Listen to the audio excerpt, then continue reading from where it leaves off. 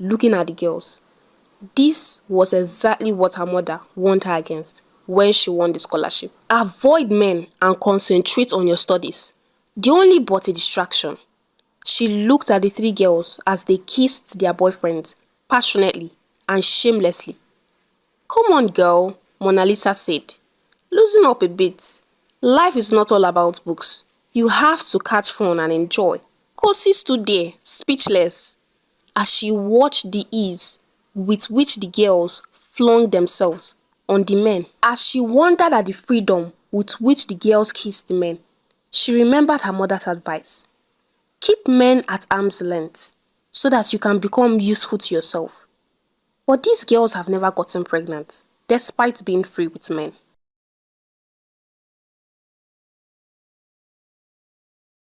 Kosi watched from the hostel window as the three girls were dropped off. Each one of them came out from the front seat of different cars as a man stood there opening the door of the car for them. Then, they each were hugged by the men with some kiss planted on their forehead. They were soon outside the fence of the dormitory. They climbed the fence, jumped inside, and headed straight into their hostel. The next day was Saturday. The girls were to go to the school salon to make their hair. It was a large salon that had different stylists working in it. But before any girl entered the salon, the three queens must first go and make their hair. They paid the hairstylist extra money to concentrate on only but their hair. The whole school waited until they were done with their hair. After they were done, then the other girls would go and make their hair. But Kosi was from a poor background. She attended St. Georgina's prestigious boarding school, which was an all-girls boarding school because of the scholarship she got. She and Nkechi were the only two girls who won Madam Margaret's prestigious scholarship. That was what gave them the chance to be at St. Georgina's. Hair grooming at St. Georgina's incurred an extra expenses. She and her friend Nkechi made simple weaving styles for each other. They could not afford the luxury of the school salon because the pocket money they received from their parents was barely enough for them. They were soon done with their hair. They left the lobby and went straight into their hostel and settled down. But Sandra, Jennifer and Mona Lisa could not hold their laughter. Just take a look at them. Ugly monkeys. They don't understand that beauty is money. Some other students also joined with them at their laughter. At the ending side of the dormitory stood their corner. The beddings were the finest beds in the whole of St. Georgina's. Their corners were finely decorated with flowers. As they sat there at their corner with crossed legs, there in front of them were packs of milky popcorn with some smoothies. Kosi and Nkechi walked briskly past them, but just as they passed, Kosi stumbled and fell down, mistakenly pouring away their smoothie. I'm sorry," she muttered as she stood in front of them, trembling. "You poor thing," Mona Lisa sneered. "Have you ever seen a smoothie all your life? You have to pay for it, and this is 10,000 naira. Kosi opened her mouth in astonishment. "I can't afford that huge sum," she said. "If you know you can't afford it, then better watch the way you walk." After apologizing profusely, she let Kosi go. The next day, in class, as Kosi read her books, Mona Lisa came towards her, sparking up a conversation. "You are studying hard, aren't you?" she began. "Yes, of course," replied Kosi. Well. We have an outing next week, and if you will come along with us, then we'll accept you as one of us. Most girls are looking for this opportunity to belong, but I felt drawn to you out of pity." Kosi looked at her, then shrugged and said, "Party? Where? Are you the only girl in St. Georgina's that does not know that the three partying princesses always leave for their party on Saturdays? Whether the school regulation accepts it or not, our parents are influential. As you know, and here at St. Georgina's, we make the rules. Even the chief security officer is at our service." Kosi nodded understandably. She had always admired the three girls. They are so gorgeous and their parents are rich too. "Okay," came her reply, her voice slightly trembling. That night, Mona Lisa sent one of the students to take some grilled catfish and smoothie to her corner. Kosi ate it happily. So this is what these girls used to enjoy, she said aloud to herself as she licked her hands after eating. Mona Lisa's father is a politician, while both Sandra and Jennifer's father were honorable members of the House of Representatives. That fateful Saturday night was the first time Kosi joined them for their party. As she prepared for the Saturday night out with the girls, her friend Nkechi caught up with her after she came back from the salon. "Kosi, you now make your hair at the school salon?" Nkechi asked. "Yes," replied Kosi, her voice audacious and firm. "I thought we agreed to be making each other's hair," Nkechi continued. "Yes, that was before. Levels have changed, including previous agreements." "But Kosi," Nkechi said persuasively, "don't you think becoming friends with these girls is risky? It might get you into trouble." "Trouble?" asked Kosi. "I've been in this school for more than a year now, and the three parting princesses have never gotten into trouble. Do you think I'm not using my head?" Kosi continued. "They are the who is who in this school, and are above the law. If I join them, I also will be above the law." Nkechi was left to herself. No one agreed to make her hair for her. As for Kosi, she now makes her hair, especially with the three parting princesses. For the first time since she entered St. Georgina's prestigious school, Kosi felt among. Kosi was a slim, tall, and brown-skinned girl. She soon fitted in with the girls as they taught her how to catwalk, talk smoothly, and gesture with her body while talking. You need to master these skills, especially knowing that you are joining us to go out for clubbing. The impression you give the men will tell how much of gifts and money they will be willing to part with you.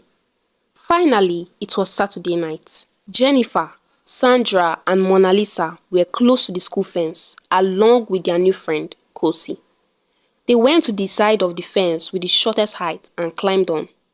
Soon, they were outside the school walls. Jennifer brought out her phone and made some calls. Soon, a very flashy car pulled over to where they stood. A very handsome young man came out of the car and gave Jennifer a hug. He kissed her on her forehead, saying, "See my baby, oh, I've missed you so much." Then he opened the front door for her, while Mona Lisa, Sandra, and Kosi sat at the back seat. He drove them straight to his house. The mansion was a sight to behold, with its grand entrance, manicured gardens, and a swimming pool that sparkled under the moon. The interior was just as impressive, with modern decor, state-of-the-art amenities, and a spacious living area that could easily accommodate a small party. As they entered inside, Kosi gasped under her breath. She tried so hard to catch her breath at the lavish riches the environment exhumed. The sound of the soft music from the DJ and the complementing disco lights left Kosi in awe. As soon as the girls entered, both Sandra and Mona Lisa went straight to embrace their own boyfriends, Ifeanyi and Chidi. Kosi stood at the sitting room, awkwardly, looking at the girls. This was exactly what her mother warned her against when she won the scholarship. Avoid men and concentrate on your studies. The only but a distraction. She looked at the three girls as they kissed their boyfriends passionately and shamelessly. "Come on, girl," Mona Lisa said. "Loosen up a bit. Life is not all about books. You have to catch fun and enjoy." Kosi stood there, speechless, as she watched the ease with which the girls flung themselves on the men. As she wondered at the freedom with which the girls kissed the men, she remembered her mother's advice. Keep men at arm's length so that you can become useful to yourself. But these girls have never gotten pregnant, despite being free with men. As she thought about this, a man came to meet her. He was tall, handsome. His aura didn't go unnoticed. "Hey, fine angel. How are you doing? Can I keep you company?" Kosi's heart skipped a bit. "I'm fine, sir. Thank you," she replied. He sat down there as he introduced himself. "My name is Ekene," he said with a warm smile. "May I know your name?" My name is Kosi, Kosi said shyly. I like you. You look so very beautiful, like an angel, Ekene continued. Soon, the other three girls arrived with their glasses of whiskey on their hands. Hey Kosi, they said. Hope you're catching on. You didn't take your drink. Holy girl, you have to learn how to be a big girl now. Before the girls left, they had a lot of gifts from their boyfriends. Clothes, money, and some gadgets. Soon, the girls were outside the school fence. They jumped over and entered their hostel. Kosi too was given a new iPhone by Ekene. Take this phone, my angel, and also this money. Do not hesitate to call me whenever you need me. Kosi was so happy. She had never used an Android phone before, and here she was with an iPhone. She indeed has become one of the happening girls of St. Georgina's. Back at school, Kosi continued to call Mr. Ekene every day. When other girls are out of the hostel, the three partying princesses will put on their gadgets and begin to call their boyfriends. Kosi too will call Mr. Ekene. Mr. Ekene, on the other hand, will call her, praising her and calling her many sweet names. Kosi was indeed happy to have belonged. She now walks amongst the happening girls of the campus and have left Nkechi behind. By their next outing, they were in the same venue with their different boyfriends. Each of the girls entered the different rooms with their boyfriends, leaving Kosi and Mr. Kene. As Mr. Kene came forward to touch Kosi, but she protested, saying, I can't do this. My mother had warned me against it. Then why are you here? Said Mr. Kene. Give me the iPhone I gave you, he said angrily as he shoved her aside. When her friends returned, Mr. Kene talked with them, saying, Bring me a girl that knows what's up. I don't need these local girls who will come here to waste my time. When the girls arrived their hostel that day, they talked to Kosi, saying, Look at how you have missed your opportunity to become a big girl. Why are you so childish? Your mother said. Does it look like we don't have mothers? Is your mother here with you in school? But what if I get pregnant? Kosi asked.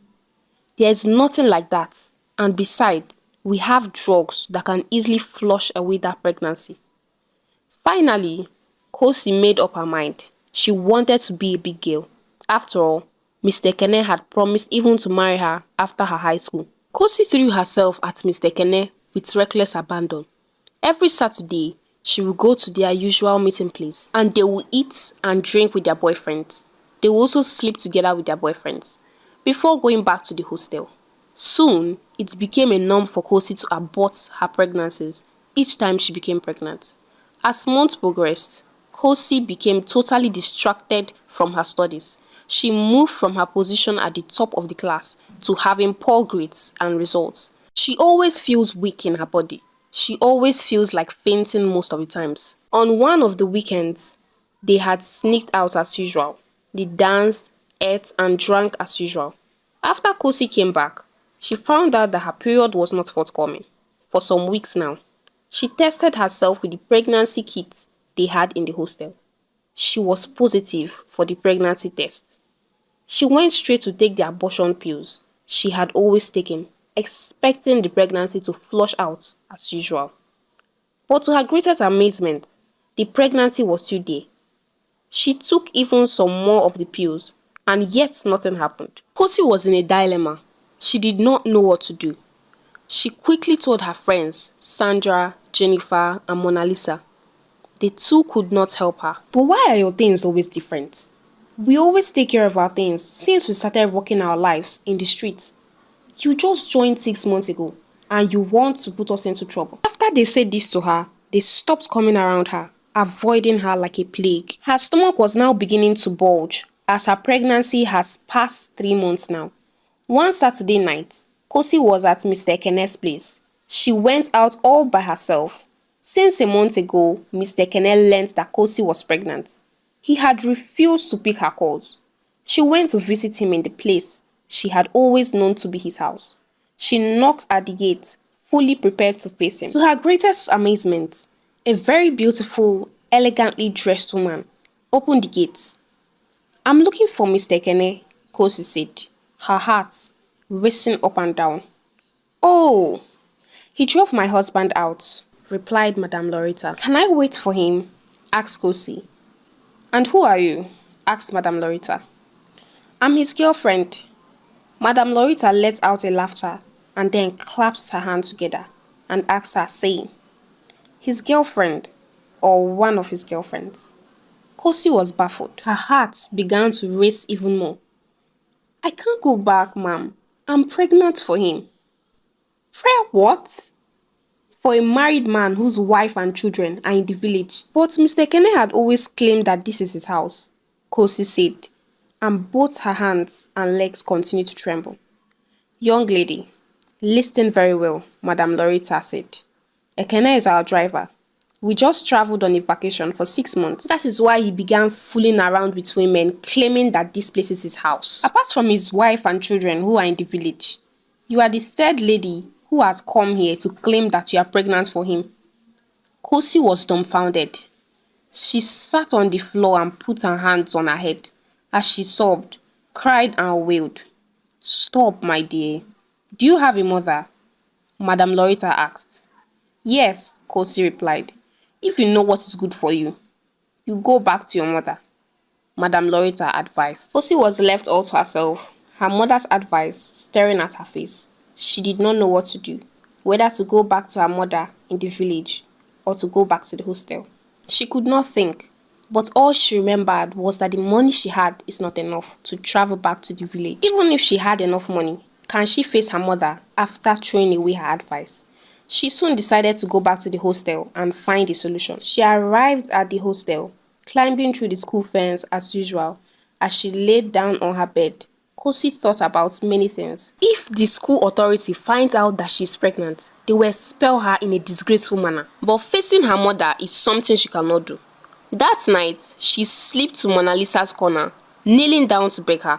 She begged her to take her to an abortionist. Mona Lisa refused at first, but because of the way she cried and begged her, Mona Lisa agreed to help. The next Saturday night, both of them climbed the school fence as usual. Outside the school premises, they went to a quack doctor who performed abortion using sharp instruments to pull fetus out of the womb. "This your pregnancy is now 4 months, the quack doctor said. "This process is very risky and is even more riskier at this stage," he continued. The two girls pleaded with the doctor, and after much persuasion, the quack doctor decided to perform the abortion.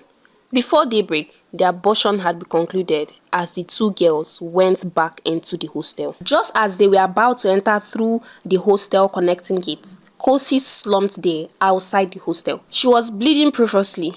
Some students who saw her raised an alarm. The school authorities were alerted. They quickly came over and rushed Kosi to the hospital. There at the hospital, Kosi's parents were alerted. The doctors tried all their best to save Kosi's life, carrying out multiple surgery on her bleeding womb, but it was too late. Kosi died on the operating table, having lost a lot of blood. This story teaches young girls to calm down and focus on their studies. Listen to your mother's advice as a young girl. Avoid bad friends that tells you to throw away the good advice you have gotten from your parents. If by any means you fall short, do not hesitate to go back to your parents. It is better that your parents scold you for a moment than getting solutions on your own that can take your life. If you love this story,